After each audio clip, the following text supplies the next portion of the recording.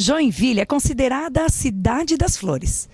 E no mês de novembro, especialmente, temos a Festa das Flores e todos os jardins da cidade ficam mais floridos. Por conta disso, o programa Design Insight resolveu fazer um programa inteirinho só sobre jardins.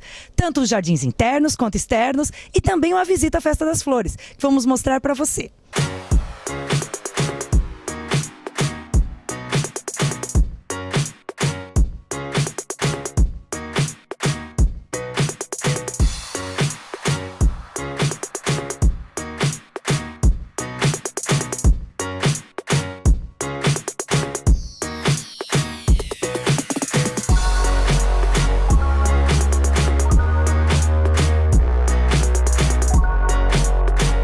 Cada ano, a Festa das Flores escolhe um novo tema para ser trabalhado. E o tema escolhido para esse ano foi Jardins Encantados de Cores e Sabores. A Festa das Flores trouxe todo o encantamento infantil para essa festa. Juntamente com as flores, traz um encantamento especial. Podemos ver aqui até inclusive uma fonte de chocolate. Várias casinhas de João e Maria e diversos contos estão sendo contados de forma lúdica e dá para perceber que a criançada está adorando. A quantidade de criança aqui visitando a festa é surpreendente. Aqui em Joinville acontece todos os anos uma Festa das Flores. A Festa das Flores é com certeza a festa mais conhecida da cidade de Joinville. Estamos na 78ª edição dessa festa, que hoje é considerada patrimônio histórico, cultural e artístico do estado de Santa Catarina, além de uma festa oficial do município de Joinville. Essa festa conta com mais de 4.500 exemplares de orquídeas, que são selecionados entre expositores nacionais e internacionais. E por conta de toda essa importância da Festa das Flores para a cidade de Joinville, o programa Design Insight não poderia ficar de fora. Viemos até aqui conhecer a festa e mostrar um pouquinho dessa festa para vocês. Além da festa, dessa exposição maravilhosa que estamos mostrando aqui, acontece também na Festa das Flores a Jornada Técnica, que nesse ano está trazendo dois dos maiores nomes do paisagismo do Brasil. Harry Lorenzi, que é nascido em Corupá e é o maior escritor de livros sobre o assunto em todo o Brasil. E Raul Cánovas, um paisagista argentino que mora no Brasil e que trabalhou com Burle Marx. Iremos conversar com os dois e traremos também essas informações para vocês. Hoje o programa Design Insight está aqui na Festa das Flores, onde está acontecendo uma jornada técnica, que são palestras e workshops com grandes nomes do paisagismo no Brasil. No momento aqui, está aqui do meu lado Raul Cánovas, que é um dos maiores nomes do paisagismo nacional. E eu vou conversar um pouco com ele sobre quais os diferenciais de um jardim projetado por um paisagista. Tudo bom, Raul? Tudo bem, e você? Tudo jóia. Então, Raul, por que contratar um paisagista? Eu quero fazer um jardim e quais são os benefícios que um paisagista pode me trazer num projeto planejado? Exatamente isso, acho que é planejamento. O paisagista vai saber utilizar os ingredientes certos e harmonizá-los de uma maneira certa para que o jardim dê um bom resultado. E esse resultado não se resume apenas àquilo que você vai ver, e sim também àquilo que você vai gastar. Quando nós decidimos fazer uma coisa por nossa conta, sem nenhum embasamento técnico, corremos o risco de gastar mais e ter um resultado menor. O paisagista sempre vai ter um caminho ideal para que esse projeto se concrete e para que o jardim dure sempre. O jardim não é um elemento cenográfico que você troca ano a ano. Ele cresce, ele tem sua própria motivação. Cada planta vai adquirir a sua própria forma, independente, inclusive, das pretensões do próprio paisagista, mas vai ser ele exatamente o que vai conseguir harmonizar tudo isso para que dê o resultado mais próximo daquilo que o cliente deseja, do anseio do cliente. É muito importante porque o paisagista vai captar não apenas o anseio do cliente, mas também a vocação desse espaço. E isso é uma coisa que só alguém experimentado consegue captar. Alguém que se depara com um terreno baldio, com uma total ausência de qualquer elemento, e ele vai ser obrigado a colocar elementos que se harmonizem entre si, que criem o que eu chamo talvez de um pequeno bioma. E como você harmonizar essa árvore com aquela palmeira, com o arbusto, enfim, com as trepadeiras? O que vai acontecer com a fauna que ocasionalmente pode aparecer aí? Esse sentido, essa visão mais completa do problema só pode ser dado por um paisagista experimentado. E se é ele, inclusive, que ele vai poder se aprofundar mais nos sentimentos, e nesse anseio profundo. E às vezes esse anseio não se resume ao que o cliente deseja, e sim aquilo que ele não quer, que nem ele mesmo sabe. Que ele vai perguntar, por exemplo, vai captar quais são as cores que vão talvez motivá-lo a essa felicidade que ele procura. Porque quando o cliente procura um paisagista, não necessariamente está querendo como resultado um jardim. Ele está querendo uma coisa para ele. E isso para ele é felicidade. O Raul, como vocês já estão percebendo, ele trabalha muito com sentimentos no jardim. Né? Os jardins têm essa capacidade, né, de transmitir sentimentos um pouco diferente do design de interiores, da arquitetura, que traduz também sentimentos, mas de uma forma um pouco distinta. Né? O paisagismo traz aromas, traz sons, né, traz os 5 sentidos especificamente. Raul, de que forma a gente pode trabalhar esses sentidos, assim, pensando no cliente? Olha, existem vários estilos de jardins, cada um com sua manifestação. Mas há um jardim que eu aprecio muito, que é o jardim árabe. Aquele jardim que ocupou praticamente toda a Península Ibérica durante 8 séculos. E esse jardim resumia a necessidade de alimentar os 5 sentidos, que é algo que você vê.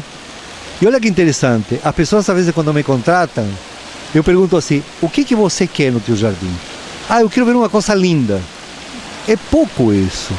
Porque a gente não está fazendo apenas uma coisa para o olhar, estamos fazendo também algo para ouvir.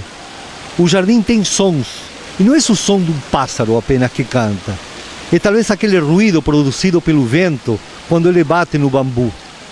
Isso é um som mágico, ou os perfumes de uma flor, o perfume que pode acontecer de manhã, de tarde ou à noite, dependendo do polinizador, os sabores que nós podemos sentir quando nós colhemos de uma árvore um fruto que está aí, maduro, esperando por nós. E por fim o toque, gente. Tocar. O que é tocar? É tocar, por exemplo, uma pedra que passou anos se vestindo com um musgo aconchegante. Nada tem a suavidade, a textura igual a de um musgo.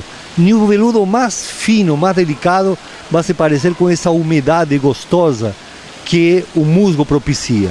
Aí nós temos os 5 sentidos do jardim árabe. Mas será que só isso? Acho que aí entra o 6º sentido, que é o sentir. E o sentir uma emoção, não apenas um sentimento, porque sentimento, as plantas têm sentimentos, os animais têm sentimentos, mas só nós temos a capacidade de usar esses sentimentos para nos emocionar. Emoção é aquilo que nós procuramos, e emoção a gente sente não olhando para um jardim, mas sim estando dentro dele. Eu adoro conversar com o Raul, né? Fico super feliz. Raul, e mais uma questão que você já comentou comigo em outra situação, é sobre as plantas em áreas internas. Como é que a gente pode escolher uma planta para uma área interna?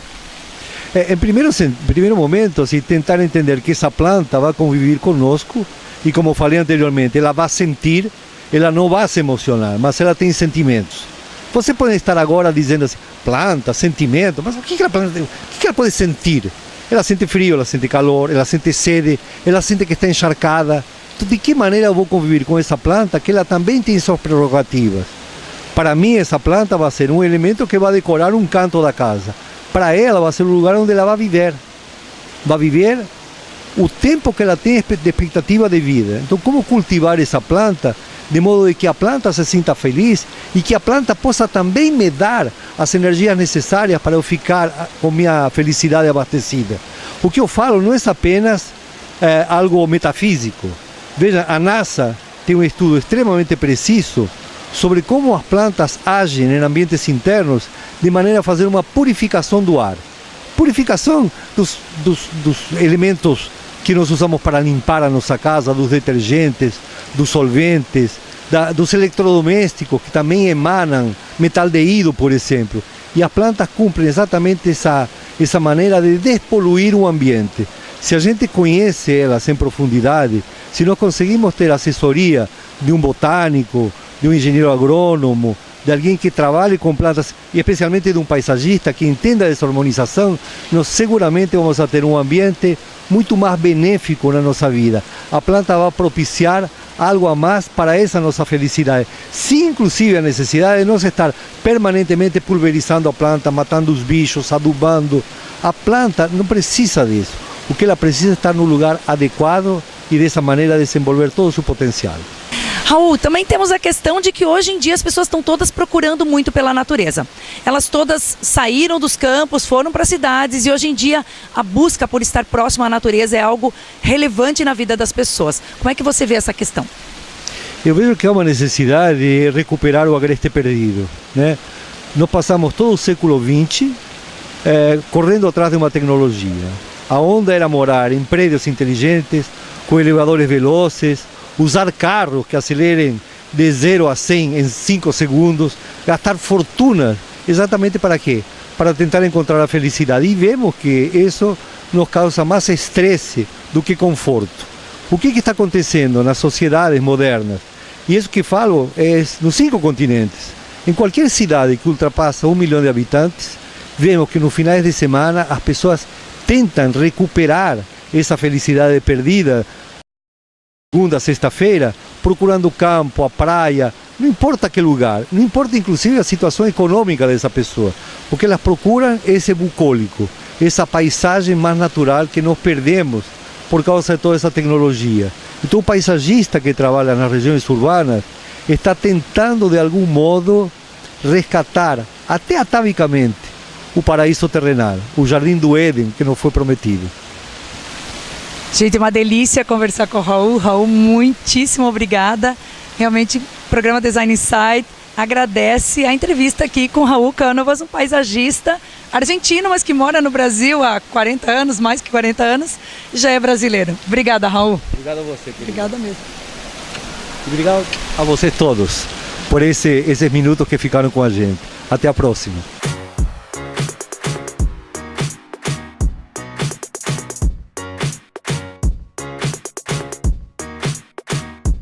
O programa Design Insights está aqui na 78ª Festa das Flores, onde está acontecendo a jornada técnica.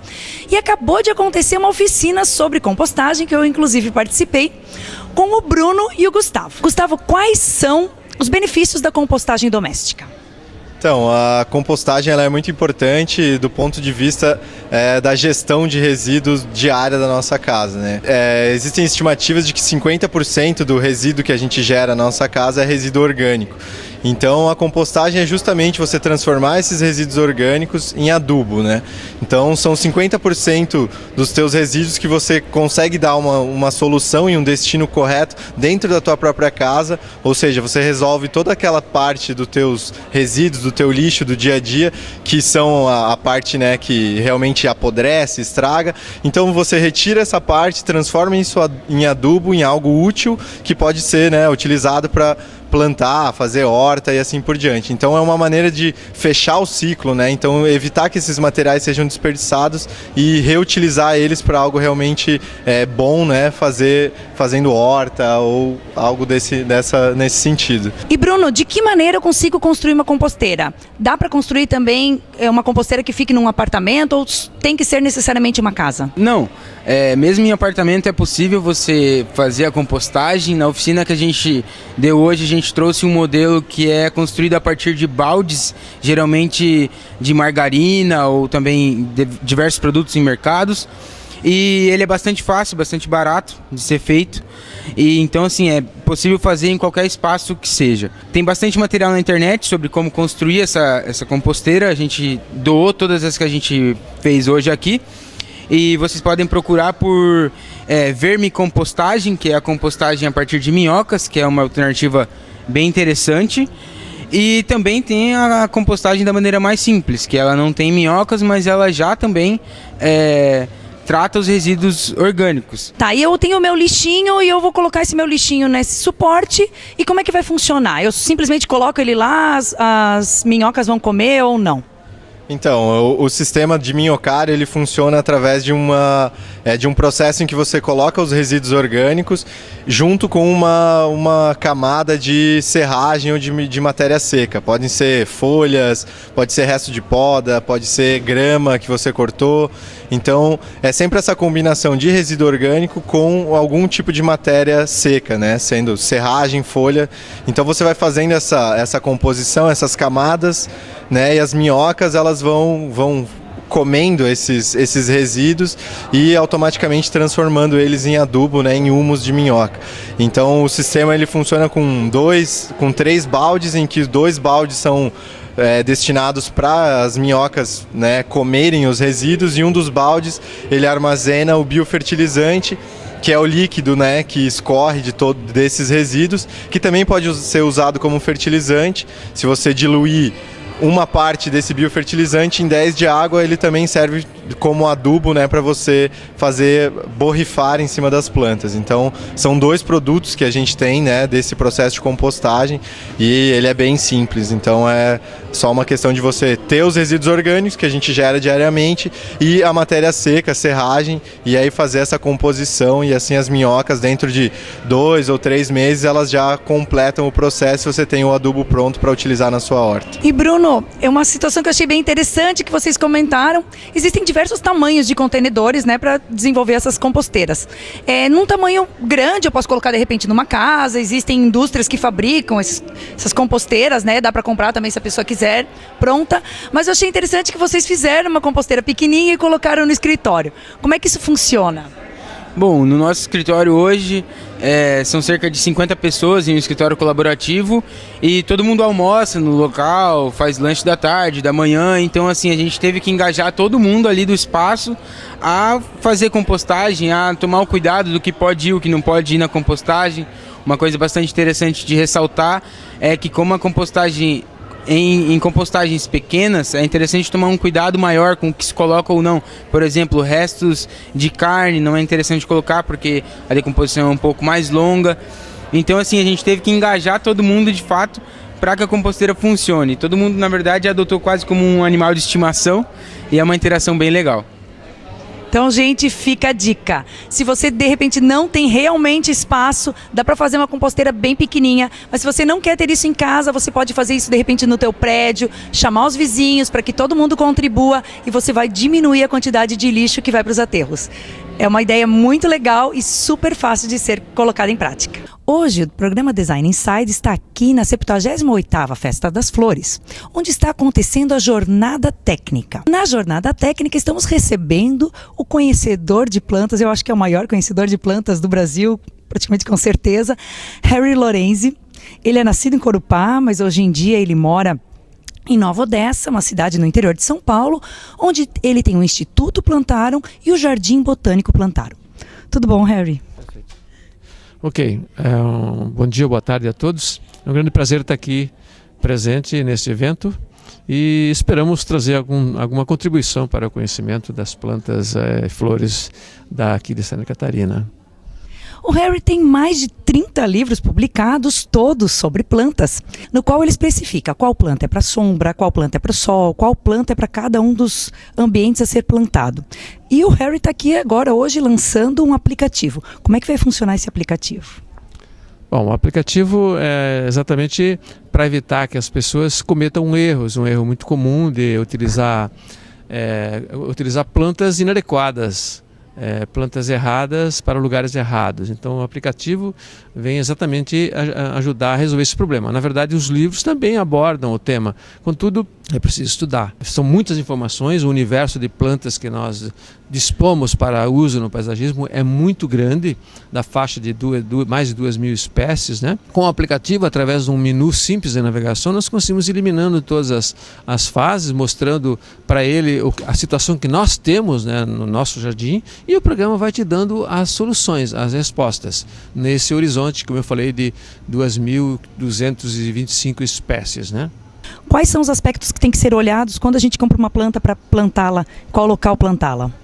São muitos fatores envolvidos no comportamento das plantas. Nós temos que entender que plantas são seres vivos, né? Não se comportam como materiais de construção que podem ser utilizados em todos os lugares. Plantas não. Plantas dependem de condições climáticas, condições de solo, do próprio local que você está colocando, se é um pleno sol, meia sombra. Enfim, são muitos fatores. Então, quando nós compramos uma planta, acho que nós temos que primeiro saber onde nós vamos colocar essa planta, né? Porque a planta é bonita e o fator beleza é apenas um dos fatores que nos deve guiar na escolha de uma planta para o nosso jardim. São muitos fatores. Então, o aplicativo exatamente vai resolver isso, porque é humanamente impossível guardar, nem para especialistas. É fácil ter na cabeça as características de comportamentais de cada espécie que nós vamos colocar no jardim. Também tem essa questão que hoje em dia todo mundo está querendo colocar planta interna, né, em ambientes internos. Quais são os cuidados que a gente tem que ter ao comprar uma planta para um ambiente interno? Bom, existem plantas para todos os ambientes, todas as situações de luz e de umidade, né? Principalmente umidade do ar, né? Porque a umidade do solo nós podemos resolver. De modo que quando nós escolhemos uma planta para o interior, a nosso aplicativo inclusive existe essa condição de luz chamada interior. Tem sombra, meia sombra, plano sol e interior, porque não é toda planta que cresce bem numa condição de sombra total, que a gente chama sombra total, dentro de casa. É lógico que muitas vezes numa sacada a condição pode ser semelhante a um ambiente de meia sombra. Mas aí, lógico, temos já um número muito maior de plantas que se comportariam bem ali. Agora, de sombra, para uso interno, realmente muito poucas plantas aceitam essa condição. Lógico que muitas toleram e aí você tem que ter um tempo para trocar e tirar, mudar de lugar. Ela dura por um certo tempo. Agora, plantas floríferas, olha, essa aí é só para até é de 1 semana, 2 semanas. A não ser orquídeas, né, que são as únicas floríferas de sombra, né? Tudo mais que você encontrar na floricultura é para alguns dias ou semanas. Então, gente, fica a dica. Quem gosta de plantas e quer cultivar, seja profissionalmente ou só por hobby, baixe o aplicativo Jardim Fácil. O Harry estava aqui nos contando também que um dos maiores sucessos dele da atualidade é um livro sobre plantas alimentícias não convencionais. PANC é uma sigla que nós cunhamos, né? Plantas alimentícias não convencionais. Esse é plantas alimentícias não convencionais no Brasil. Bom, isso aí basicamente é quase que um resgate cultural desse conhecimento de plantas que se comiam no passado, não se come mais hoje, que se consome apenas em determinadas regiões do Brasil, ou que se consome muito em outros países e que já está aqui, mas ninguém interessa, né? De modo que esse foi o objetivo. Colocamos num livro 352 espécies que vocês vão se surpreender ao verem que são coisas que você encontra, que vocês pisam em cima ao sair de casa ou quando anda na rua, que podem ser consumidas. Porque, olha, tudo que se consome hoje em termos de plantas já foram alguma vez nativas ou no estado silvestre. Elas apenas foram melhoradas, muitas delas, né? Mas todas vieram da natureza. Então não tenham medo de consumir plantas que sabidamente não são tóxicas, que podem ser consumidas. De modo que isso está realmente crescendo muito, essa divulgação, esse conhecimento sobre o consumo de plantas alimentícias não convencionais. Porque o que ocorreu nesses últimos anos ou últimos decênios com a industrialização dos alimentos foi exatamente a indústria tentar colocar o menor número possível de espécies para consumo. De modo que o cardápio do brasileiro está cada dia ficando mais restritos. Eu me lembro na minha infância que tudo que se consumia naquela época não se consome mais, né? Eu me lembro que pão era feito de cará e não de trigo, né? E assim por diante. Tem dezenas de opções que simplesmente as pessoas esqueceram e que podem ser cultivadas sem uso de agrotóxicos, mas principalmente não precisam nem ser cultivadas, elas crescem espontaneamente. Isso é uma forma também de sustentabilidade, né? Nesse viés que a gente utilizando plantas que são nativas da região, que nascem quase como matinho, né? A gente acaba arrancando, achando que é matinho e é considerado matinho, mas que poderiam ser consumidas como alimento, elas trariam também uma sustentabilidade de uma diversidade de plantas que de repente estão sumindo porque as pessoas estão acabando matando elas todas. Sem dúvida, mas eu acho que o aspecto mais interessante disso aí tudo é que sempre os políticos vêm com esse chavão de que as pessoas do cidadão estão morrendo de fome. Eu acho que as pessoas estão morrendo de falta de conhecimento, porque no momento que elas têm conhecimento sobre tudo isso, ninguém morre de fome num país com clima tropical úmido como o nosso, que as coisas e as plantas crescem sozinhas. Muito obrigado. O programa Design Insight conversou hoje com Harry Lorenzi aqui na jornada técnica que está acontecendo na Festa das Flores. E aqui na Festa das Flores nós encontramos uma solução ideal para quem não tem muito tempo para cuidar do seu jardim ou que tem um jardim no terraço do seu apartamento. A Raiz Vasos Auto-Irrigáveis traz uma solução diferenciada. Você coloca a água no próprio vaso e ele irriga automaticamente sua planta. Ideal para momentos de viagens ou então para manter a planta sempre verdinha no seu apartamento. Estou aqui com o João, que é sócio do Vasos Raiz, e vai conversar com a gente qual foi a ideia, qual foi o propósito de vocês desenvolverem esse vaso. A primeira ideia foi realmente fazer um vaso mais prático, para a pessoa poder usar em casa, porque hoje a pessoa tem preocupação realmente de ter uma alimentação mais saudável, alguma coisa que realmente cuide do seu dia a dia. E a falta de tempo é uma coisa muito que falta para as pessoas. Então, a ideia de unir a falta de tempo, a pessoa querer o verde e o problema principal, que é a questão do mosquito da dengue, então a gente conseguiu unir tudo num produto que é o vaso auto-irrigável, né? João, e como é que funcionam esses vasos? O princípio dele é basicamente a capilaridade. Então, tu vai ter um sistema de cordões, onde tu abastece a água vai ficar retida embaixo do protinho. Abastecendo essa água, o cordão vai absorvendo a água e transmitindo para dentro da terra. Então, conforme ele vai absorvendo, ele transmite para dentro da planta. E quais tipos de modelos que vocês têm? Estou vendo aqui que tem preto, escrito o nome da plantinha, tem algum outro tipo? São 4 tamanhos e 9 cores. E tem a linha especial, que é a linha gourmet, que a gente chama, que é com o nome do tempero. Então tem ele na cor branca e na cor preta, e tem também nas pimentas. É o vermelho com o nome das pimentas daí. É uma super ideia para quem não tem tempo de cuidar das plantas, realmente esse vaso é uma solução. E aqui em Joinville, onde é que a gente consegue comprar? Aqui em Joinville já tem 3 floriculturas que possuem o vaso: a Agroflora, Flora Hart e a Flora Bertoldo. Legal, gente. Então passem ou na Agroflora, ou na Flora Hart, ou na Flora Bertoldo, e vocês vão encontrar essa solução.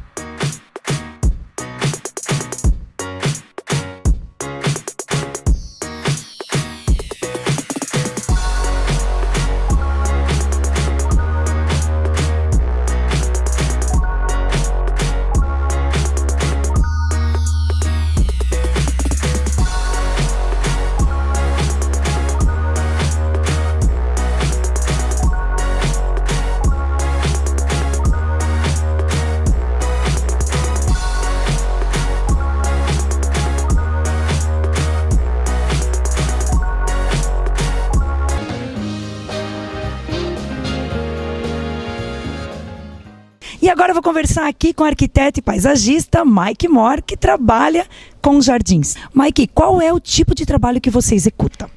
Então, a gente trabalha com projeto paisagístico, né, e arquitetura de exteriores, além da execução também, né. E então, o projeto paisagístico é tudo que envolve o jardim, né, toda a área externa, né. A gente não trabalha só com plantas, né, a gente trabalha desde a paginação do piso, pérgolas, deck, né, trabalhar com madeira, com materiais que valorizem essa área externa e criem ambientes mesmo, né.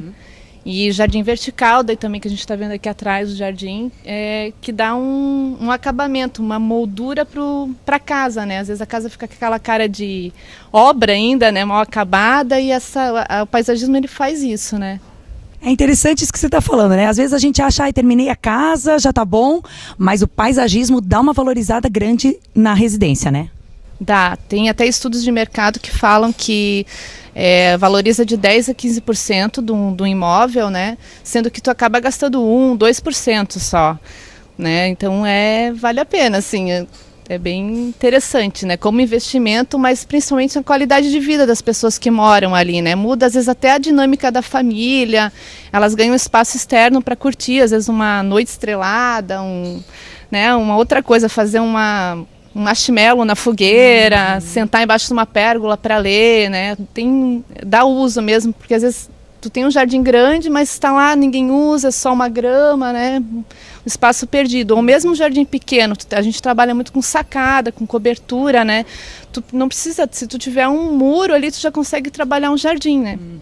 Isso é interessante da gente saber, né, Mike? Porque jardins pequenos também são importantes que sejam acompanhados por um profissional. De que forma que vocês atuam? Vamos supor, eu tenho uma sacada, eu não consigo resolver, de que forma que eu poderia te chamar para isso? Como é que vocês atuam? Então, a gente tem várias formas de trabalhar, né? A pessoa pode chamar a gente só para uma assessoria, que a gente vai lá, conhece o espaço, vê quais são as necessidades daquela família, o que eles estão querendo, dá algumas ideias, assim, uma coisa mais prática, né? Como se fosse uma consulta, digamos assim. Mas a gente também trabalha com um projeto completo, que daí é o projeto paisagístico, né? Que a gente faz a apresentação em planta baixa, né? Com uma legenda com todas as plantas que vão ser usadas, né? Tem uma apresentação que a pessoa, mesmo sendo leiga, consegue entender como vai ficar. Tem o projeto que é em 3D, que é uma montagem que a gente faz em cima do jardim da pessoa, e aí ela consegue realmente visualizar, fica muito próximo da realidade, assim, ela tem uma ideia perfeita de como vai ficar o jardim dela. E isso é bom que no escritório a gente consegue ir trocando as espécies, sabe? Tipo, tem, essa daqui eu não gostei, eu não gosto de palmeira. A gente já vai trocando na hora ali no programa que a gente tem para trabalhar só específico para paisagismo, né? E a pessoa consegue trabalhar isso, porque se ela vai numa floricultura comprar as plantas, ela não tem ideia como vai ficar no jardim, né? A gente consegue chegar mais próximo, né, do que vai ficar mesmo, assim, ela não sai muito daquilo, né? A gente também trabalha os orçamentos, né? A gente faz um levantamento para a pessoa saber quanto que ela vai gastar. Isso é importante. Então, assim, ela não vai ter nenhum susto, ela já vai ter logo ideia quanto vai ser gasto, sabe? Que legal. E daí tem a parte da execução, que daí hoje em dia ninguém mais tem tempo para nada, né? E o jardim, ele dá muito trabalho, tem muitos fornecedores envolvidos também. Tu tem que pedir a terra adubada certa, também não é qualquer terra. Tu tem que colocar, sei lá, seixo rolado, tem que botar vários elementos além das plantas. Os vasos têm que ser escolhidos, o sistema de irrigação, no caso de um jardim vertical. É muito detalhe. Então, assim, a gente faz tudo, do começo ao fim, desde a primeira visita com o levantamento do espaço até a finalização, que é a parte mais gostosa, né? A execução é que a gente se realiza quando chega aquelas plantas. Mike, aqui em Joinville nós temos um outro problema, né? Que muitas vezes não é a falta de água, e algumas vezes é o excesso de água que acaba matando as plantas afogadas. Tem também uma solução para isso? Tem, a gente pode trabalhar com um sistema de drenagem, né? Uma drenagem prévia que é feita no terreno antes da gente executar o jardim. Já começa preparando tudo para não ter nenhum problema de excesso de umidade nas plantas, né? Porque realmente Joinville chove demais, né? E além disso a gente tem todo o cuidado do solo, do tipo de planta para cada solo, que isso é muito específico, né? O tipo de iluminação. Então as pessoas às vezes perdem muito dinheiro comprando plantas que são para o solo errado, para a iluminação errada. Então aquele dinheiro que foi gasto ali podia pagar facilmente um paisagista e não ia ter essa perda, nem de trabalho, nem de dinheiro, porque é frustrante, né? Outra questão que eu acho que é super relevante da gente falar é que um paisagista também presta atenção no proprietário, nas suas necessidades específicas. Poderia dar um exemplo pra gente?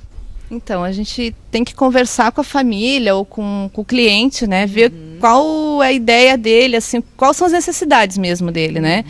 Se é uma família que tem criança, é um tipo de jardim, né? Tipo aqui, a gente colocou essas flores que elas atraem borboleta. Ela tem uma filha menina que eu achei que ia achar interessante isso, né?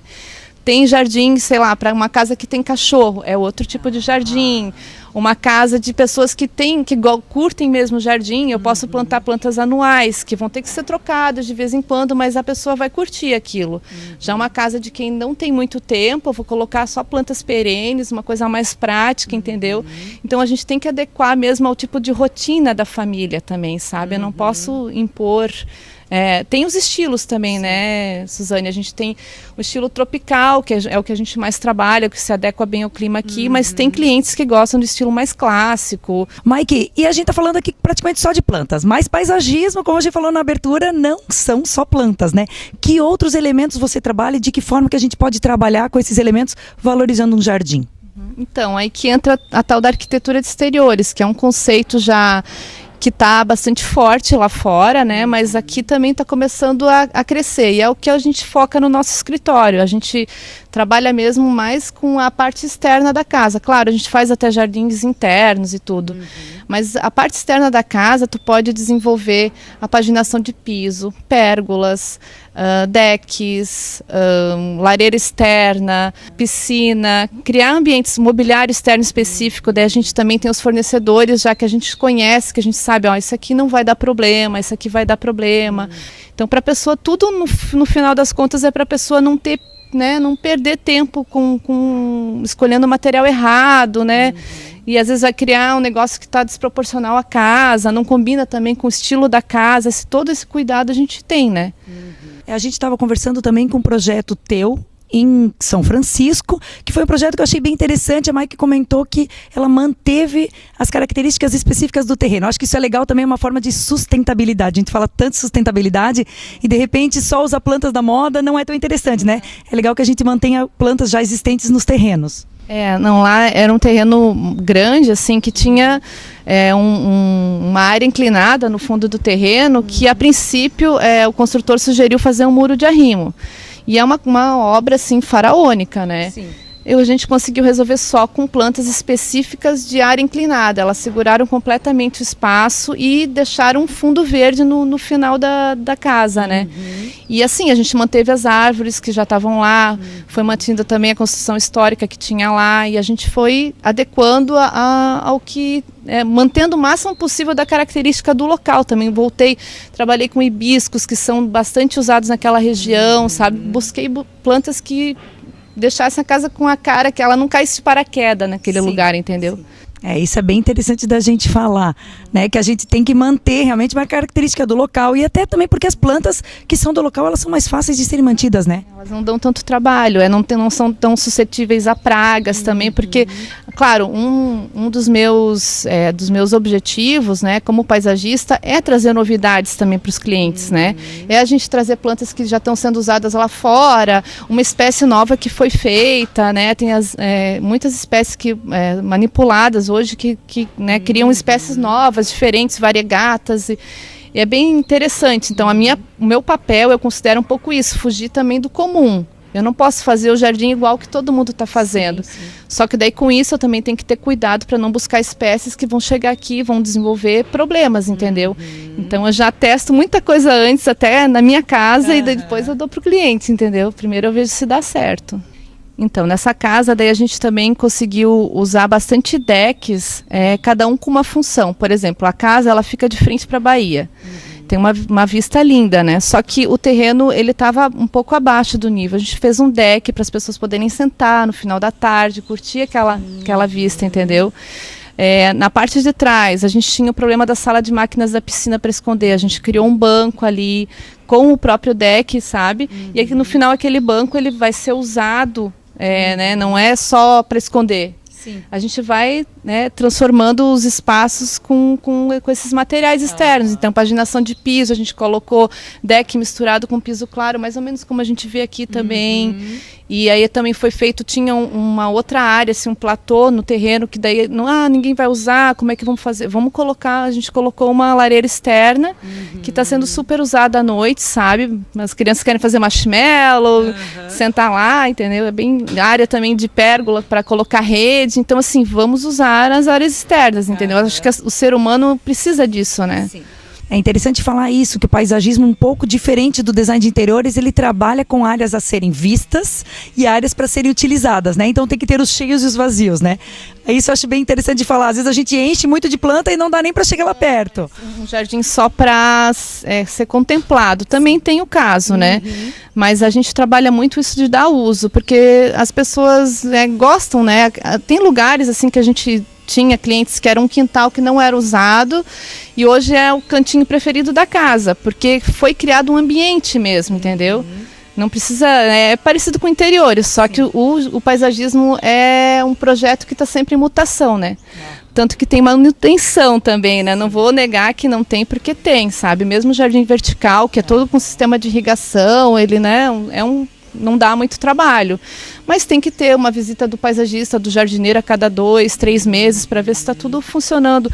E o jardim normal tem problema de pragas, tem poda, tem hora de adubação, tem hora de poda. Isso tudo a gente orienta. A gente, né, tem uma orientação monitorada, né, essa assessoria que até eu falei antes. Isso é bacana que a Mike começa o projeto do zero, né? Mesmo que você tenha uma casa que já tem um jardim, a Mike pode manter algumas plantas, colocar plantas novas, e também ela faz todo esse acompanhamento. Acho que isso é bem importante, a gente estava comentando antes, né? Porque às vezes as pessoas acabam colocando as plantas, elas acabam crescendo de forma diferente do planejado. E aí elas desanimam, né? Elas acabam comprando uma planta que acham bonita na floricultura, mas não tem ideia que dali a 2 meses ela vai morrer dela, acha que a culpa foi dela. Mas não, é uma planta que realmente não era para durar muito, entendeu? Então falta um pouco de informação, entendeu? Daí esse é o nosso papel. Tanto que no final do projeto a gente dá até um relatório, feito um manual de instrução com todas as plantas para a pessoa saber como cuidar dela, sabe? Apesar da gente fazer a manutenção depois, mas tem pessoas que às vezes não querem cuidar sozinhas, tal. Então elas ganham meio que um manual assim de cuidados, né? E o escritório da Mike atua também com a parte de iluminação. Mike, como é que funciona a iluminação em jardins? Então, é um item bem importante que às vezes as pessoas não lembram até de fazer, não dão valor, né? Mas o jardim à noite ele pode se transformar, né? Com a iluminação, tu trabalha com uma iluminação mais difusa, focando em algumas espécies, em alguns elementos arquitetônicos, né? Uma pérgola, tu iluminando de baixo, ela dá um efeito assim maravilhoso, né? E aí valoriza bastante, né? O ambiente, né? O que tu tá criando ali. E aí a gente, no projeto paisagístico, a gente já pontua isso, já escolhe as luminárias, indica o que tem que ser feito, entendeu? Já orienta o eletricista, isso também daí faz parte do pacote, digamos assim. Né? Mike, é importante saber que a iluminação paisagística é diferente da iluminação residencial. É bem diferente. Ela tem certas espécies que tu tem que destacar, né? Tem o ângulo que tu tem que colocar, um espeto ou um refletor, ou, né, tem um balizador, cada tipo de luminária é para uma espécie, para um efeito diferente, uma fachada, né? Daí a gente também está trabalhando ainda com arquitetura de exteriores, né? Valorizando uma porta, uma janela, uma entrada com uma iluminação bem discreta, amarela, já, né, dá um outro efeito, né? Ai, que legal, Mike. Quem quiser entrar em contato contigo, como é que pode fazer? Então, nosso escritório fica ali no Elbor Offices, na rua Henrique Meyer, 280, na sala 1810. E o telefone? É 3227-0945. Então, tá bom, gente. Quem quiser contratar uma paisagista, Mike é uma arquiteta paisagista específica, né? Trabalha hoje em dia somente nessa área, então ela tem conhecimento bem vasto e é bem interessante. Ela com certeza pode resolver o seu projeto.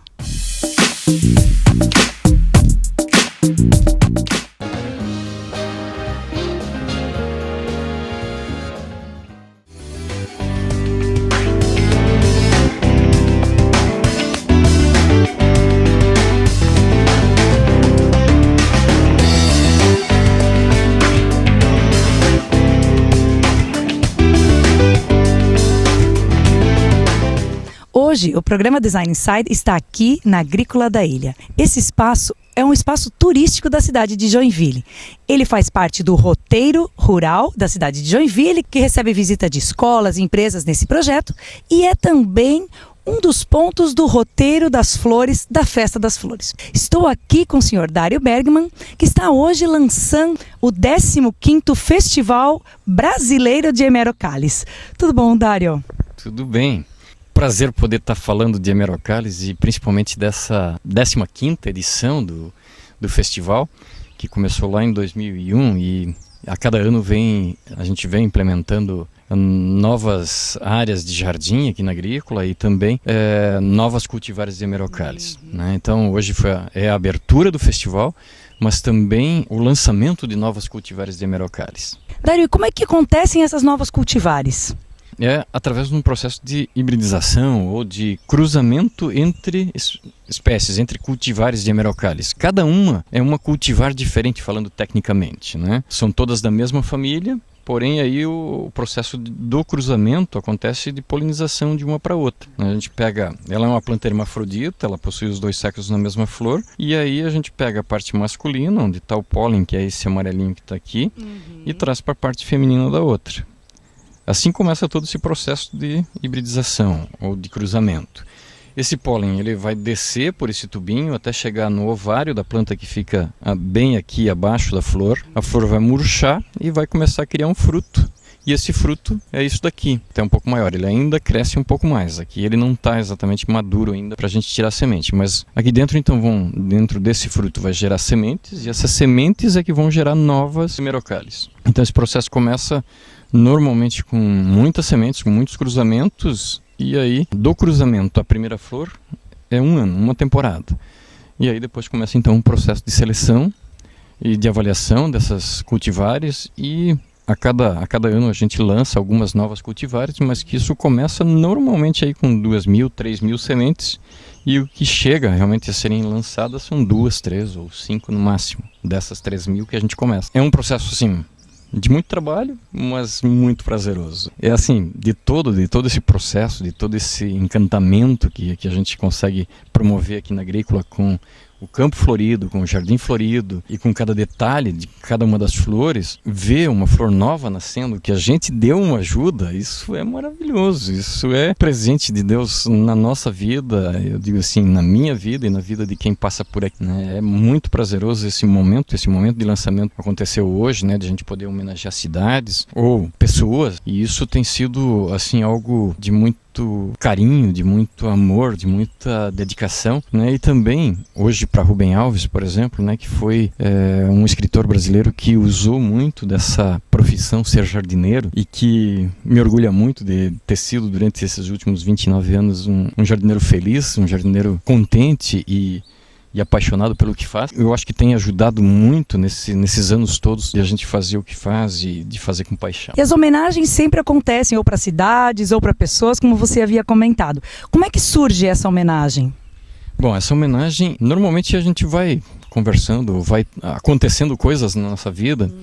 Por exemplo, a homenagem a Maripá, que é essa cultivar que a gente está vendo aqui bem próximo, onde a gente está no canteiro aqui, foi de uma visita que fiz à cidade. Chegamos lá, desembarcamos do carro numa praça no centro da cidade, uma cidade pequena no norte do Paraná, e quando saímos do carro a gente sentiu um aroma gostoso de perfume, e aí começamos a olhar, mas tudo com aroma de perfume, reparamos e todas as árvores da cidade com orquídea, e esse aroma que a gente estava sentindo era das orquídeas nas árvores da praça, e aí a gente foi observando em todas as ruas, em todas as árvores, muitas orquídeas que foram plantadas por alunos de escola e depois cuidadas pelos próprios moradores. Isso acaba sensibilizando a gente e fazendo com que a gente lembrasse da cidade de uma forma carinhosa, e por esse motivo fizemos a homenagem a ela. É dessa forma que acontece para cidades ou para pessoas, sempre pessoas que nos encantam ou que deixaram esse legado de paixão pelas flores, paixão pela natureza, cuidado pela natureza, e isso é encantador. E hoje também foi homenageada a cidade irmã de Joinville, Schaffhausen,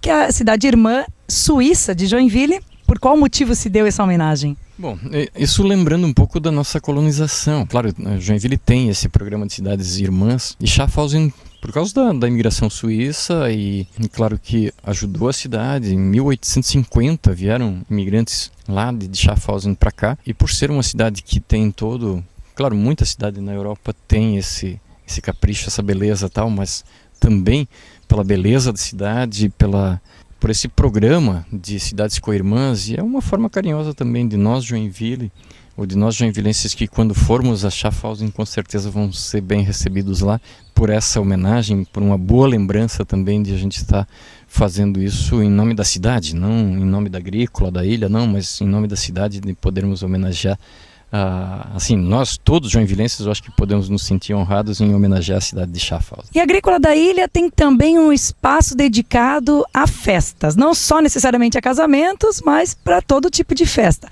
Como é que funciona? Bom, a capela, na verdade, a gente não tem um local para festa em si, tem um local para cerimônia. Né? Então, claro que a maior parte das cerimônias que acontecem é de casamento. Porém, já teve batizado, já teve bodas, e aí o evento que fizemos hoje também de lançamento das novas cultivares a gente acaba fazendo ali. Mas tem também outros momentos de yoga, tem momentos de treinamento que acabam usando o espaço para poder então se reunir, e trabalhar um momento de alguma apresentação ou alguma coisa assim. Mas principalmente para os casamentos, e tem sido, digamos assim, cada um dos casamentos tem sido muito especial. Claro que, por enquanto, só para a cerimônia. A gente está aí com um projeto para trabalhar essa ideia de então preparar um local para fazer também as recepções, e com isso então eu acho que a gente vai dar mais um passo, intensificar essa área de eventos aqui da Agrícola também. E eu tenho visto também algumas festas infantis, elas têm acontecido aqui no Gramado, é isso? Isso, tem algumas festas, só que aí precisamos sempre, normalmente, conversar com quem vai fazer, porque é um aniversário diferente, a gente precisa de monitor, a área é muito grande, então, às vezes algumas pessoas até chegam, não, mas eu quero usar só o jardim interativo, não consegue, né? As crianças, principalmente, assim, tem uma que conhece, ela vai querer ir para a trilha, vai querer ir lá no lago, vai querer vir aqui no campo e vão querer correr. Então, e até o monitor precisa estar bem preparado fisicamente aí para estar junto, porque não é uma volta só na trilha, são 2, 3. Então, claro que já fizemos muitas, mas normalmente são os pais ou as próprias crianças que pedem e que querem esse aniversário diferente, de poder então curtir a natureza. A gente já tem feito, inclusive, dentro dos próprios aniversários, algumas oficinas para ensinar a fazer horta ou fazer um vaso de flor para ter na sacada do apartamento, né? Para quem mora lá, então não tem muito contato. Então, ou se não, o próprio monitoramento também, né, para trilha, já falando da importância de preservação de Mata Atlântica, da preservação do palmito e todas essas questões voltadas aí à preservação, que a gente tem trabalhado muito e que quer intensificar isso cada vez mais. Parabéns, Dário. Realmente quem fizer a festa aqui vai ser inesquecível, uma festa bem diferente, tem que estar bem preparado realmente, porque vai ser uma festa fora dos moldes, né, fora dos padrões. E a Agrícola da Ilha também promove aos sábados, ao longo do ano inteiro, vários eventos. Como é que acontecem esses eventos? Qual a periodicidade deles? Bom, isso é melhor acompanhar pelo Facebook ou pela própria página da Agrícola, no www.emerocales.com.br. Mas normalmente assim, a gente tem uma grade de cursos, até de oficinas de jardinagem, que acontece todo o primeiro sábado do mês, com exceção de janeiro e fevereiro. Mas a partir de março, então, a gente tem aí, a gente já monta uma grade para o ano inteiro. E vocês têm também uma programação bem grande para as crianças, né?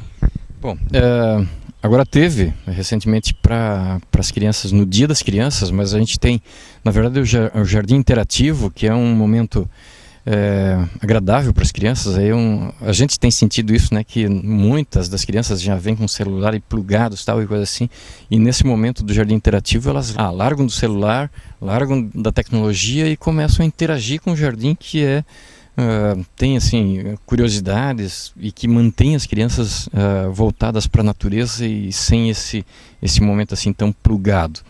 E isso tem nos deixado felizes, né, porque nos deixa assim, e nos motiva a estar criando outras opções e mais opções e aumentando também essa parte do jardim interativo.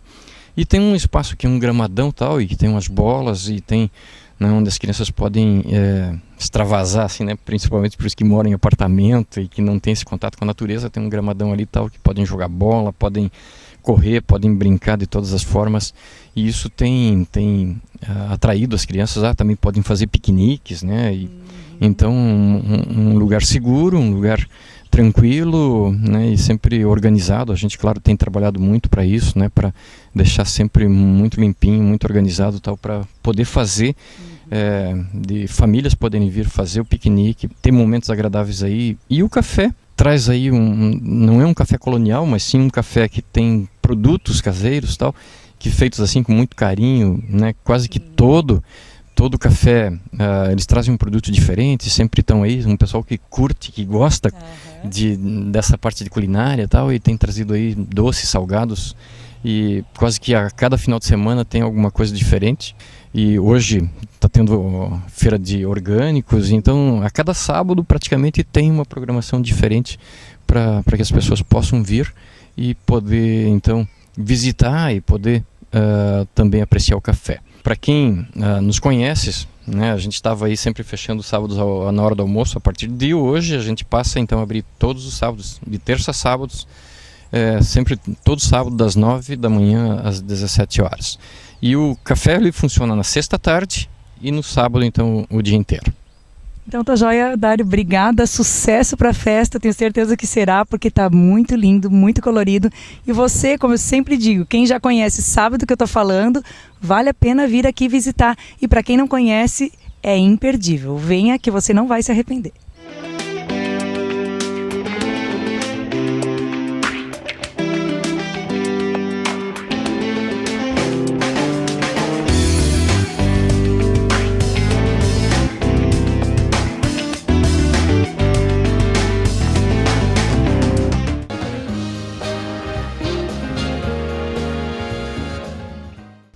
Gostaram dos jardins que vocês viram? Espero que vocês tenham gostado. No próximo programa teremos muito mais novidades. Fiquem conosco. Espero que vocês tenham curtido o programa Design Inside de hoje. Fora a TV, nós estamos também presentes no YouTube.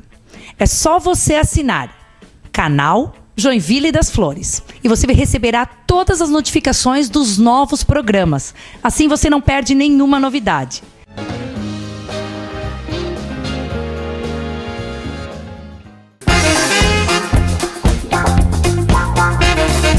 Estamos aqui na Agrícola da Ilha e a dica de hoje é sobre as forrações. É ideal que se monte um canteiro iniciando por uma forração. A forração é uma planta baixa, que pode ser tanto uma grama quanto qualquer outra planta rasteira. Depois da forração, podemos trabalhar com pequenos arbustos ou plantas de porte pequeno. Depois podemos trabalhar com plantas de porte médio e, por fim, as plantas de grande porte. Assim fica mais interessante e cria uma perspectiva no jardim. Além de trabalhar com as plantas, pode-se trabalhar também com volumes no próprio jardim. Podem-se colocar quantidades de terra maiores nas partes mais centrais dos canteiros e na parte mais próxima aos caminhos, deixar a terra mais plana. Mas também não é fundamental que seja feito assim. Pode ser feito totalmente plano, o jardim, e colocado somente as plantas com diferentes estaturas. E aqui é o jardim sensorial.